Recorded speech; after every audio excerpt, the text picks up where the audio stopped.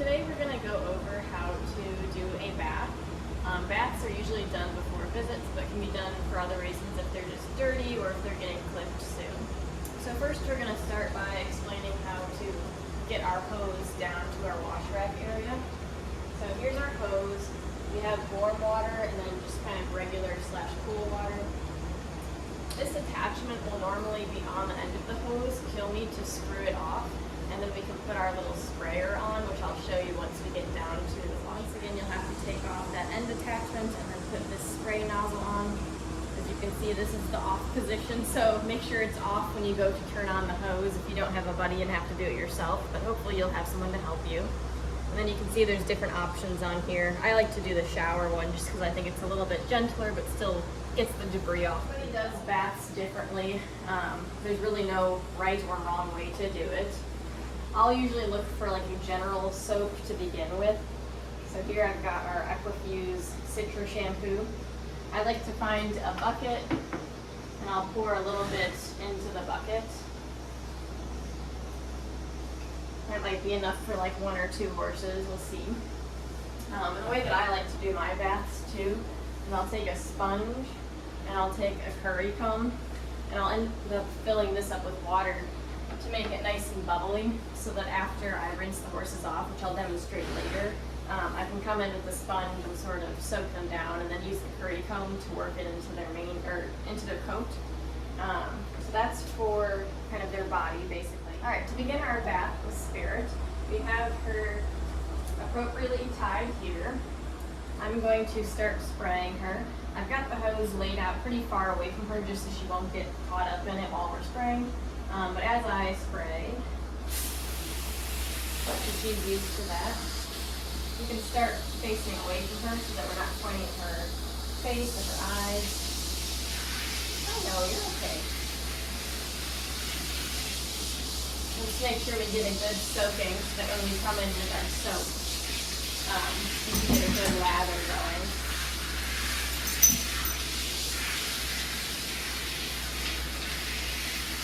They may try to move around a little bit. If she ends up trying to switch sides with you, I would turn off the hose, step away, and let her figure out where she's standing, then you can start again. Or you can just gently remind her to stay in place while you're hosing her off.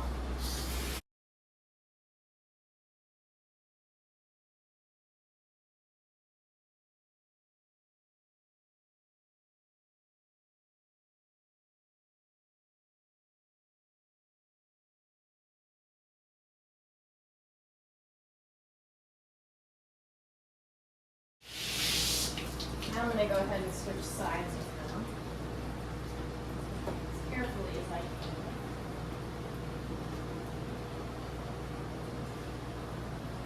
And Spirit. Try to stay away from behind him. Now we can do this side. I've got my sponge again, bucket with soap. So I'll just go ahead and kind of apply this on her neck, and then I'll switch and take my curry comb. I like having the little bristles because I feel like it gets in their coat a little bit better. Kind of get to their level like this. Just be careful that you don't let her nose you too much, and that you're in a position where you can get up quickly if she decides to move. Get a good scrub going. Try and work that soap in.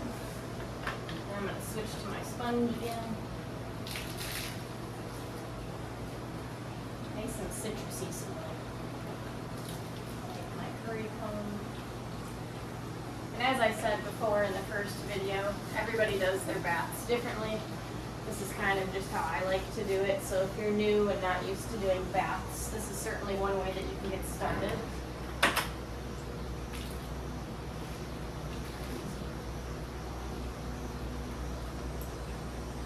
She's got white underlegs. That's new. That's kind of dirty. I'm going to try and work that in with my hands. Clean out as best I can.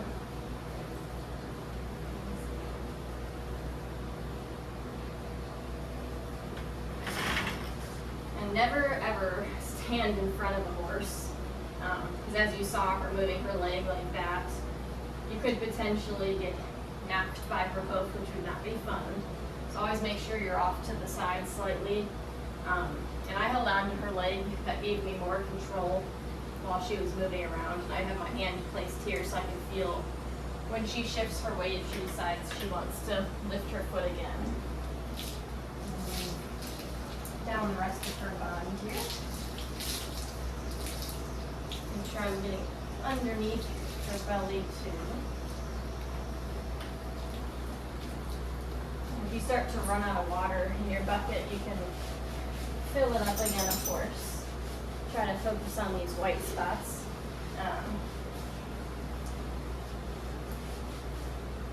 Here's a good instance where you could actually use some of your whitening shampoo. Is also on white spots and legs. I feel like the soap today is doing a pretty good job cleaning up those areas. So I probably won't use too much or any whitening shampoo, but we'll see once we come back around from the other side.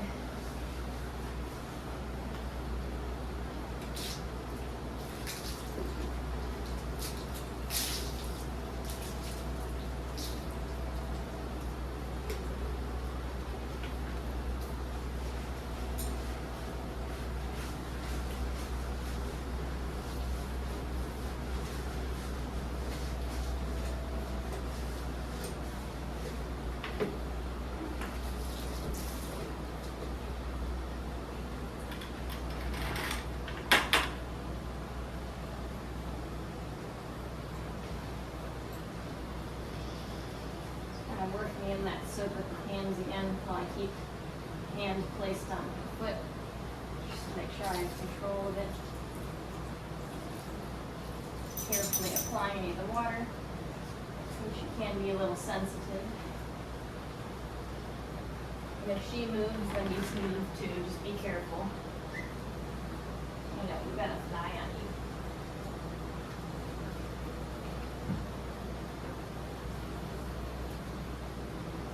Switch to the other side.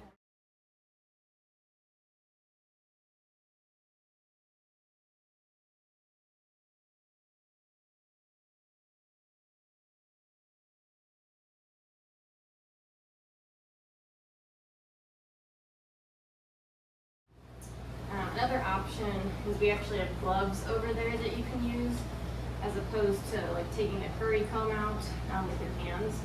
Might be a little bit faster or easier for you if you prefer that option.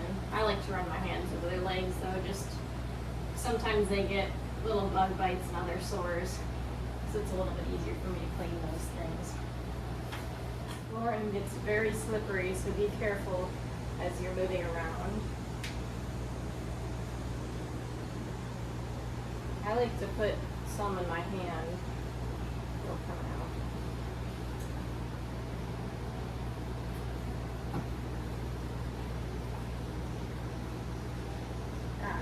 Some of these soaps I think you can actually use in their mane and tail too, so if they're really dirty, I would do that first, rinse it out, and then put the conditioner in, but hers is not terribly dirty, so I'm going to go straight to the conditioner, kind of work that in. And then once we've rinsed her body, we can come back and rinse her tail and mane.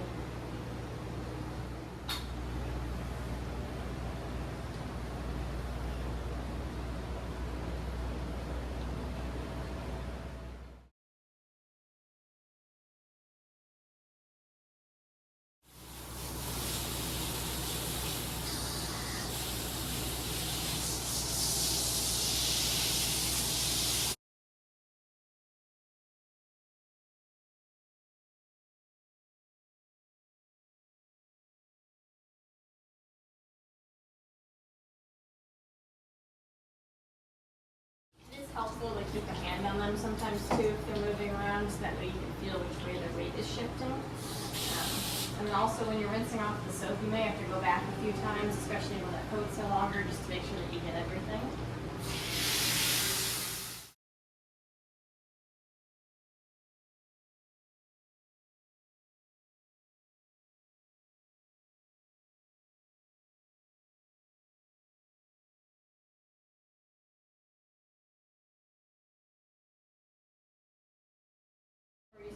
sweat scraper, kind of just use some leverage, keep it flat against their body. You're gonna see the water coming off as I'm doing this. I don't generally use this on their lower leg. I'll use it on their body, and then I'll show you kind of what I do for their lower leg. And ideally when you're sweat scraping, if you appropriately rinsed off the soap, you shouldn't see really any bubbles, I guess, or any like white soap stuff left over. It should mostly just be water.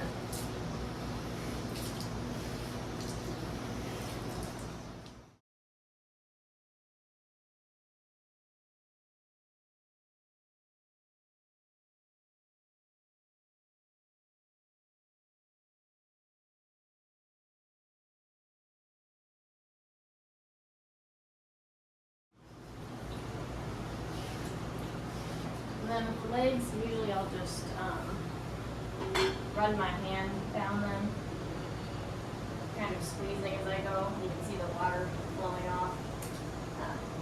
Then make sure you gently set it back down so you have some control over it. I found that these guys don't like it as much as the big horses, which I don't blame them. They've got smaller legs, but it's still helpful for getting the water off. You can also use a towel too. I probably will use a towel as well, just to get extra water off so that they dry a little bit quicker. So, just a little recap here of what I've got left. The mane and tail, when they're a little bit more dry, I'll probably take a comb, try and, or a brush to get those detangled. I'm going to grab a towel next so that I can wipe her body and legs off a little bit more, and I'm going to use that on her face.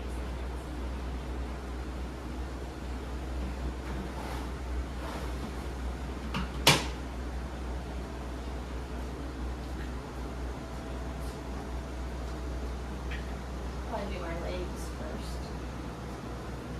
Just run it down.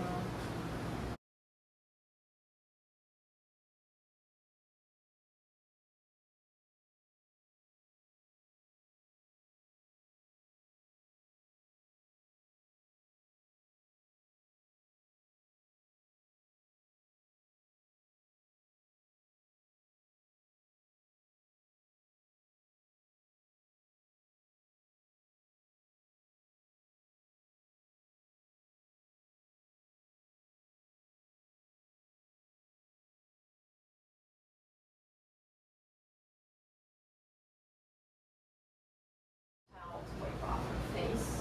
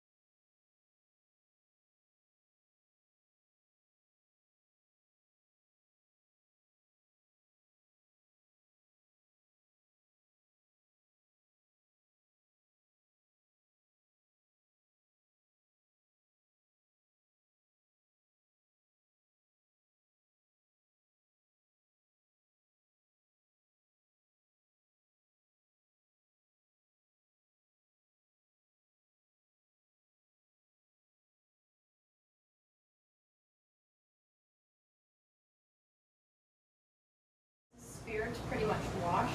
To get her dried off, we're going to go ahead outside. Other options are to stand in front of the fan. In the winter time, we'll actually put on those red coolers, which we can point over there to the red coolers to make sure that they don't get chilly when they're wet. And that's about it for the